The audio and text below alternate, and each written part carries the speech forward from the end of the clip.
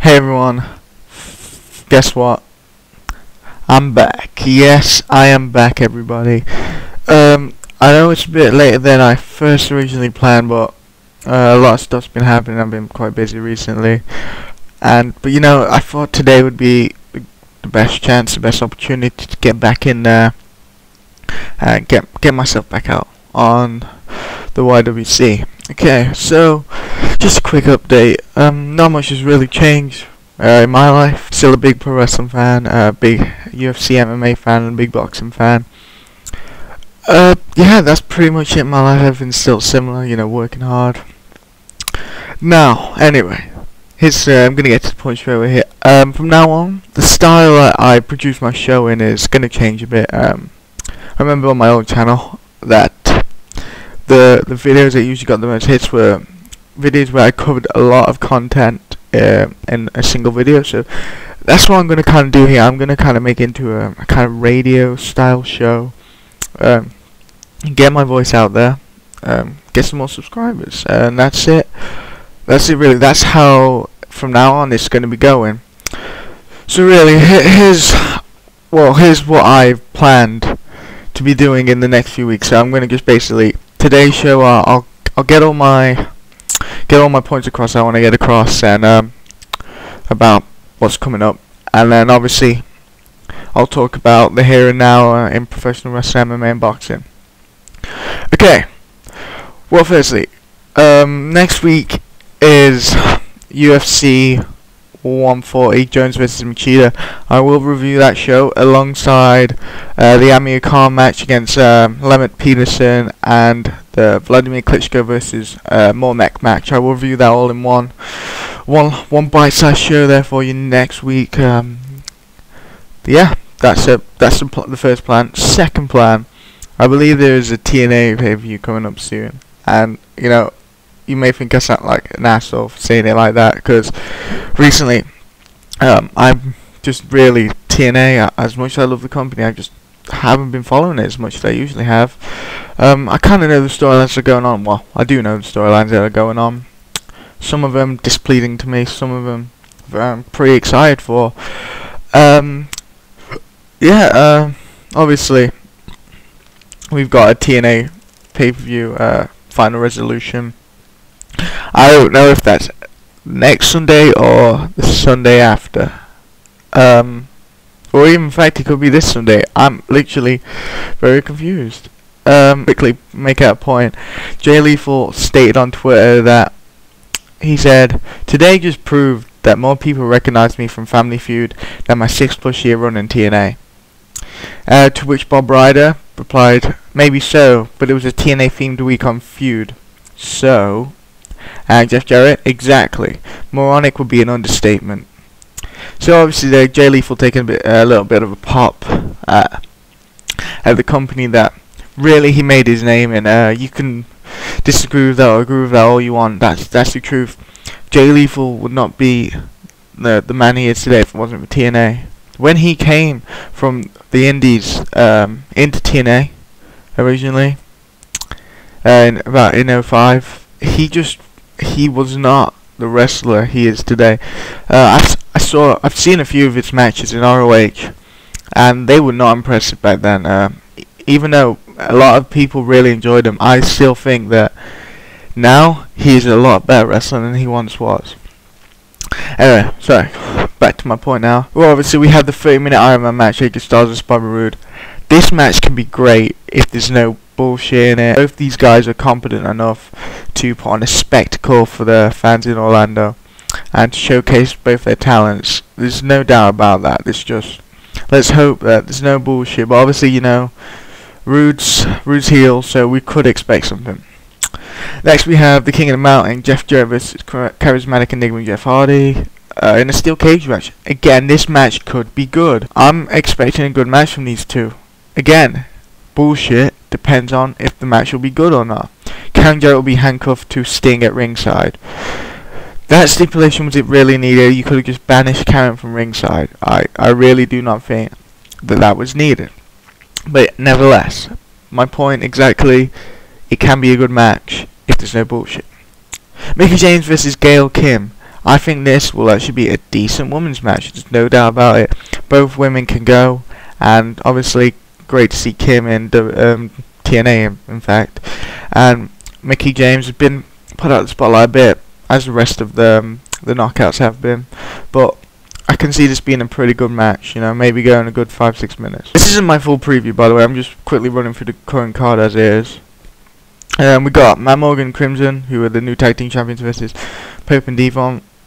I just really see this as a filler match and also building the Matt Morgan and Crimson feud. Pope and Divon, oh my god, they killed the Pope's character when they didn't give him the belt.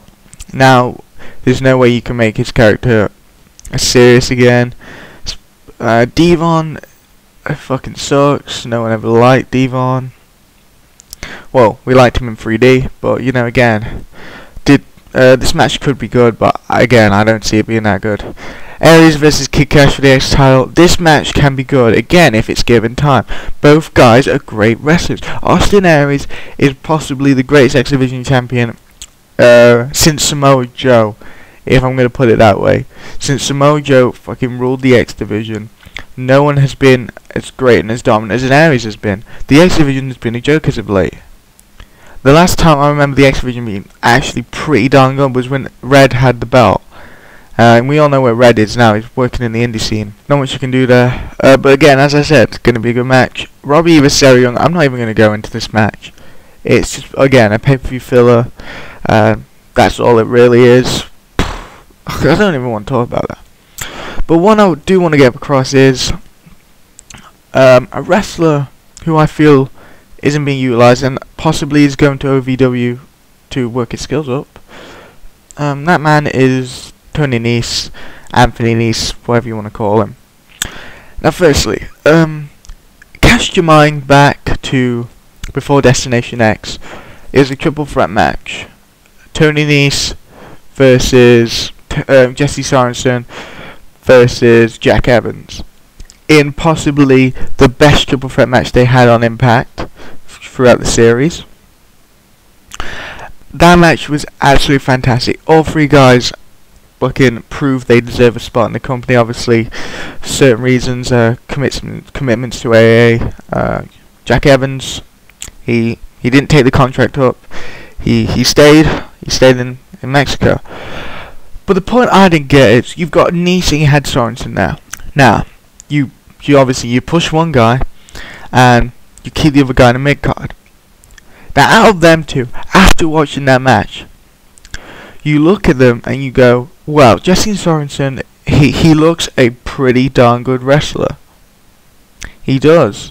But my point is Jesse did look good, but he really needed to be fine-tuned.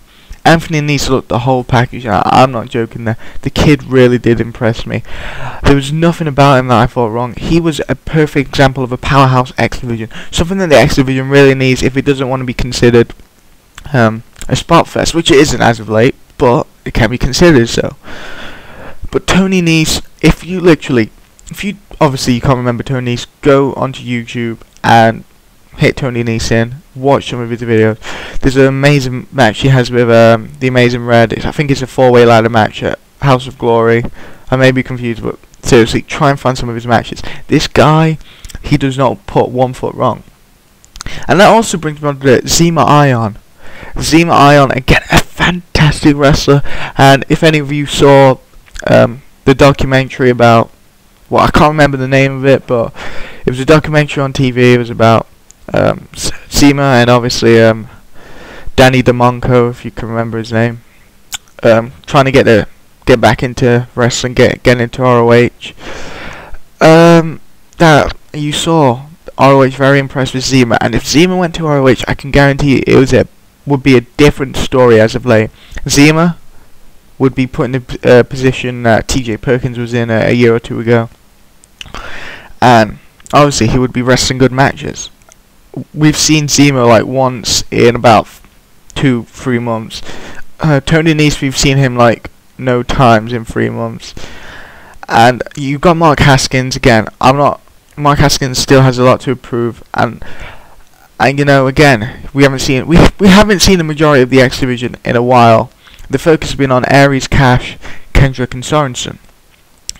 Now, with the OVW deal, I suspect that the majority of people going to OVW will be the members of the X division, because they obviously need a lot of fine tuning. So I'm going to just go through my thoughts on who I feel is going to be put in OVW and why they're going to be put there, what skills they can improve, and actually how they can thrust themselves back into the picture, the wrestling picture of on Spike TV. Okay, here we go. Number 1, I suspect Anthony Nese, of course, will be going to OVW. Number 2, I suspect when Saban starts healing his injury properly, and he's going to wrestle a few matches in OVW.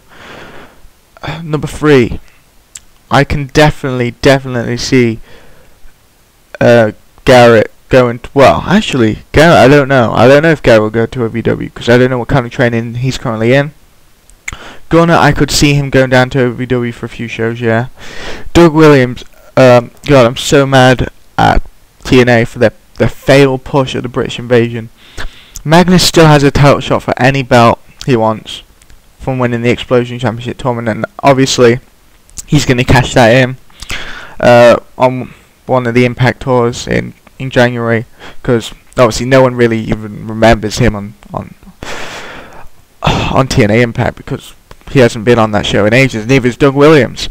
Obviously there's another Impact Wrestling Championship tournament going on Explosion currently. Magnus has been eliminated. So far Daniels and Kazarian have gone through.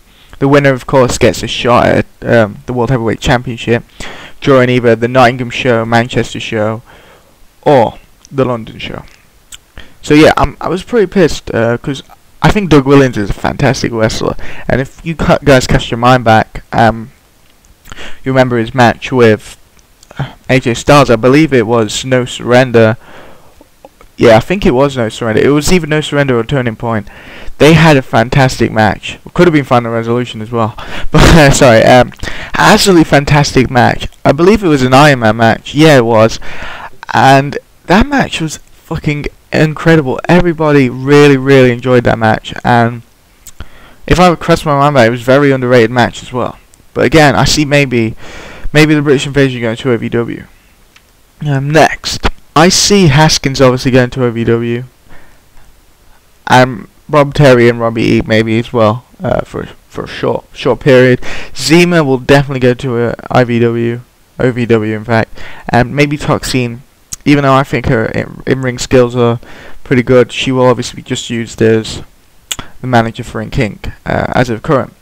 So those are people I think will be going to OVW, and that concludes, well, my thoughts on the X division in TNA as of late. I'm not really going to get into the world title picture this week. I want to leave that for next week's show. And yeah, I think we're going to discuss Robert Roode and James Storm next week and where that feud is going. Okay, that completes the TNA part of this show. Okay, it's time for the WWE part of the show. Really, I know the only thing that people care about in WWE is two things: The Rock, John Cena turning heel, and WWE doing the worst push in history for Daniel Bryan. So let's go on to The Rock first. Obviously, Survivor Series, The Rock and Cena teamed up, and yeah, they beat the Awesome Truth. And the next night, the Awesome Truth split up, obviously because R-Truth failed a wellness policy. So obviously he's suspended. Miz is trying to get back in the title picture. And I think CM Punk vs Miz will be a good match, by the way. I do think. And I think we're going to see that at the Royal Rumble. But anyway, yeah. Cena and Rock. Where do you go from this? Cena is beginning to get serious boos in every arena he's going into now. Now, obviously, he's always been booed since he became the John Cena for the Kids character. But really, I've never seen John Cena booed as constantly anymore. It was before that he either got a good reaction or he got a bad reaction.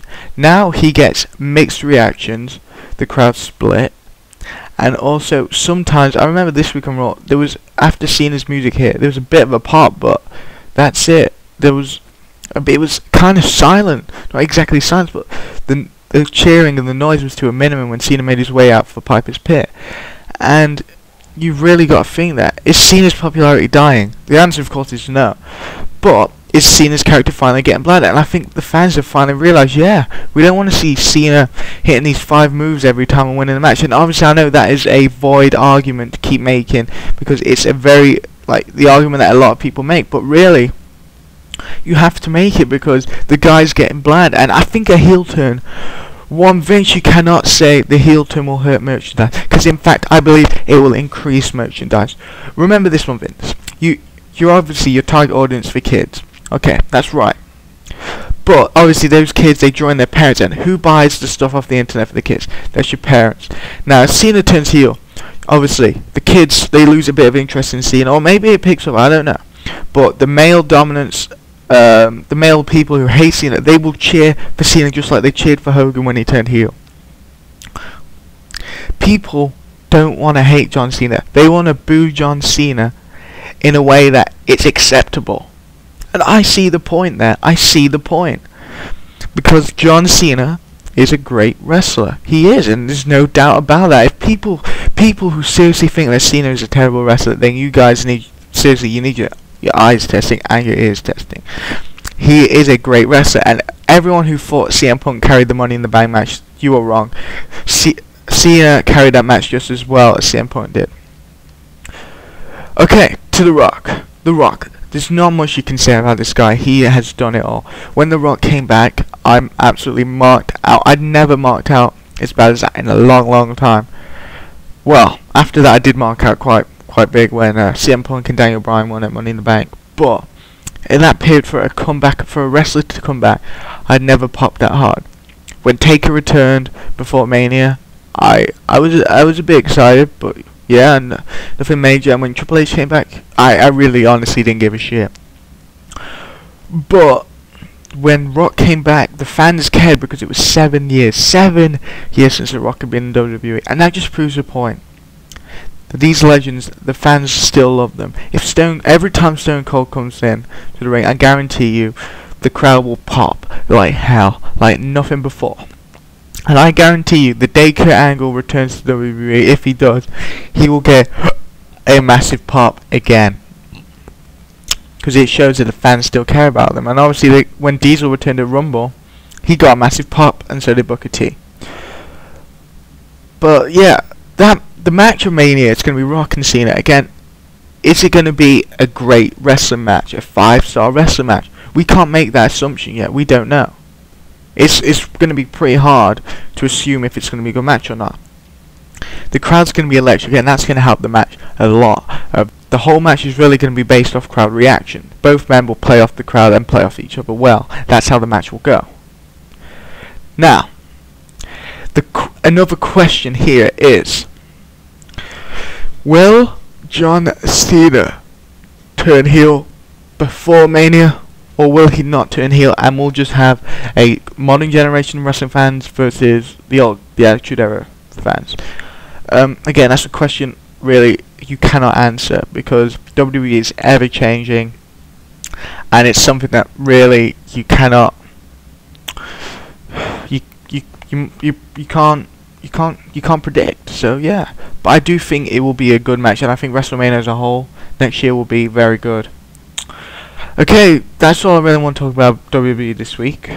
That's the main topic I want to get across. Well, I will discuss Daniel Bryan briefly. The push for Daniel Bryan is absolutely terrible. They've made him look so weak. Maybe they're doing this on purpose for his match of Mania, which I predict he will be facing Randy Orton. But serious to God, they've made Daniel Bryan look terrible. And yes, Daniel Bryan is a fantastic wrestler. His match against William Regal on Superstars, which I have yet to watch, but I promise you I will watch it by the time next week, is considered one of the greatest match on Superstars to ever taken place. William Regal, Daniel Bryan is becoming the William Regal. Regal started out pretty hard, and then he faded because WWE pushed him in the worst way, and that's what they're doing with Deep Bryan. And you really got to think, can this kid hold the momentum? The fans, yes, they want to see him win the belt. After you gave him that false title, that title win over Mark Henry, with the fans popped, you gave them false hope there, and that's really what you can't do. That shows my disgruntlement with how WWE are pushing Daniel Bryan. Okay, that completes obviously now WWE part of this section. Now I want to get quickly onto is MMA, both Bamma and the UFC quickly, because my video is running quite high at the moment. It's 20 minutes. Don't really want to go over that. Okay, so Bamma 8. Bamma, obviously, if some of you don't know, is basically the UK equivalent to the UFC. It's a powerhouse here. It draws big money, it draws lots of viewers and great crowds. Bamma 8 will be held in the Capital FM Arena in Nottingham, and the main event is going to be Jimmy Manuwa versus Antonio Rhea in a light heavyweight fight. This will be a very good fight, I'm predicting, and I can actually see this being a really, really good fight because Manuwa is a fucking powerhouse. This guy is the epitome of MMA. Really, he has been very underrated for a long time now, and I think now in Bamma he's really getting his shot. Again, Anthony Rhea, another good fighter, but I seriously don't see him coping with Manuwa. Okay, match number 2 from the main card. Jim Warhead versus Joey Cena. I see Jim Warhead making a round 2 knockout or a round 2 TKO from there. After he beat Frank Trigg, this guy's momentum is very high. And really, I see if he wins this match, I see him getting a title shot soon. Okay, Andre Winner versus Diego Gonzalez, World Lightweight Title Eliminator. I see Andre taking this one, but I think this will be a very, very good match.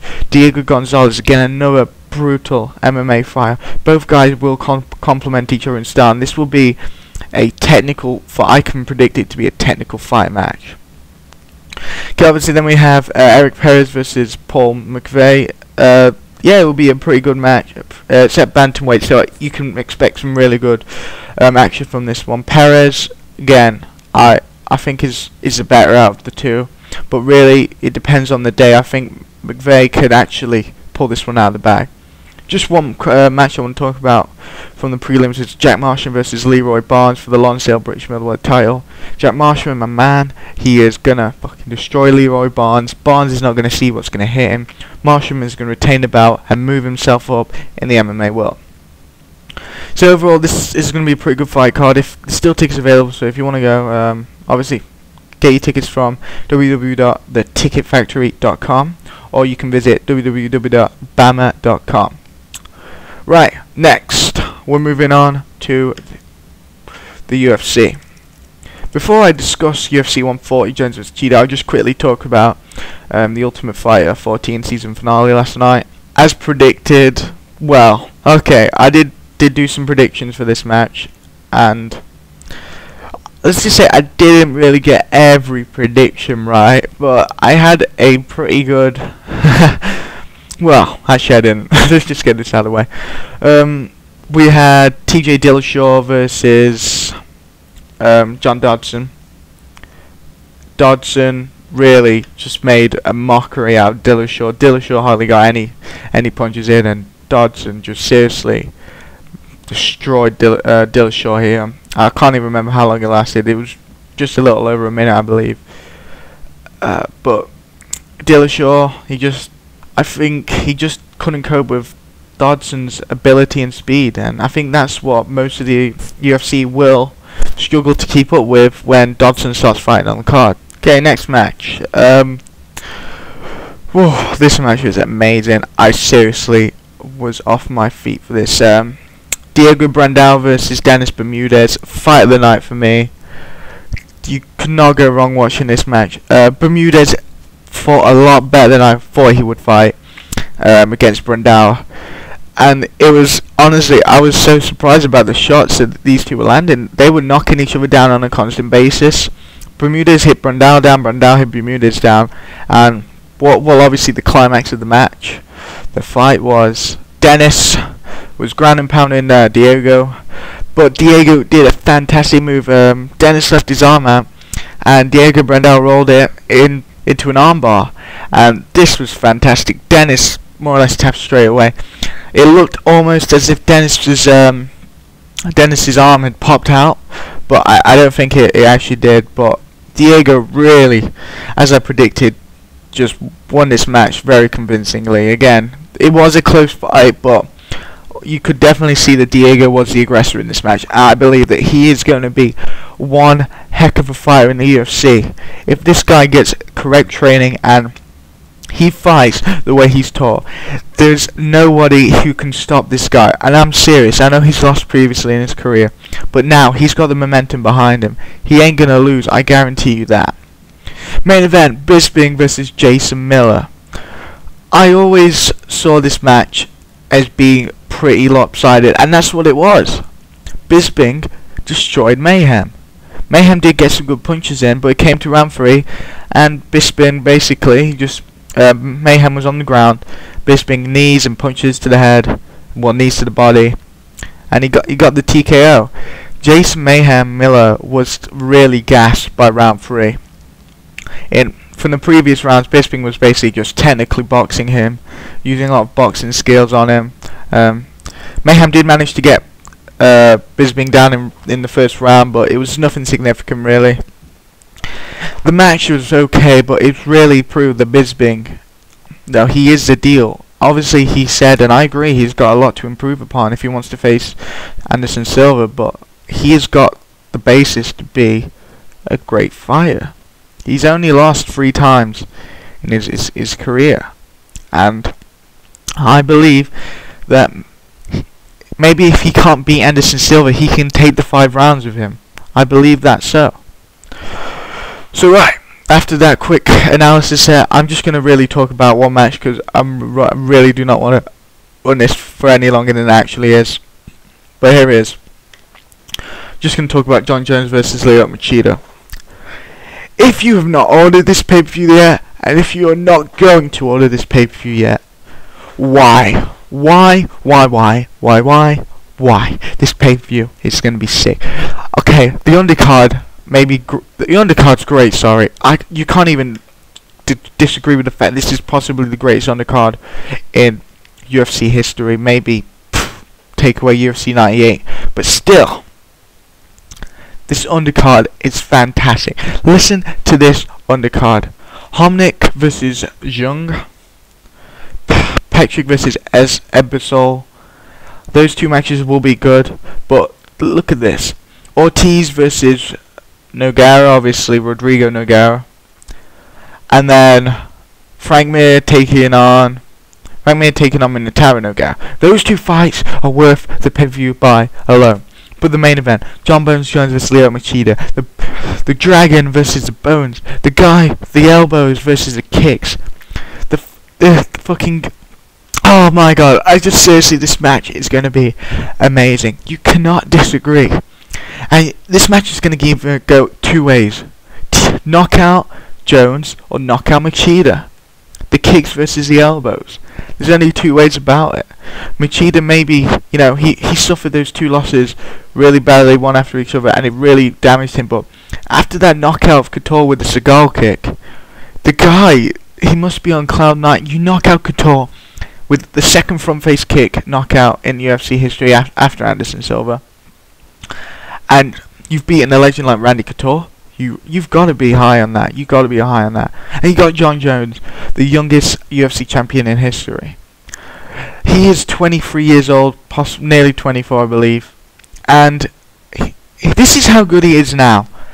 If he can hold his body up until he's about 30 and 31 and still fight, then he could possibly overtake Anderson Silva and GSP as the greatest fighter pound for pound in the world. There's no doubt about it. You've got to order this pay-per-view. It's going to be fight of the night. You can go to UFC.com /event/UFC 140 and you can see all the details how to order there. Right, that wraps up this week's Sports Combat Center Roundup Weekly. I want to thank everybody who joined me for this inaugural episode, and we've got a lot more stuff to come. So thank you very much to everyone who listened, and I'll see you next week.